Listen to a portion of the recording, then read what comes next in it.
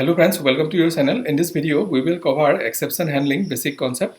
Exception is an abnormal condition that arises during the execution of a program. Exception disrupts the normal flow of the code, and exception handling is handling this abnormal condition so that the normal flow of the code don't disrupt and the code after the exception triggering code continue to execute. For example, we have these 4 lines of code, and at line number 3, 10 divided by 0 will trigger arithmetic exception at runtime, and if we do not handle the exception at line number 3, line number 4 will not execute. We will see another example of exception and exception handling. When we are in between downloading something from the internet and suddenly we lost our internet connection, we often get the message, please check your internet connection and try again. This is nothing but example of exception and exception handling. Thank you for watching this video. I keep uploading videos like this regularly. If you like this video, please subscribe to the channel and like and comment in the video.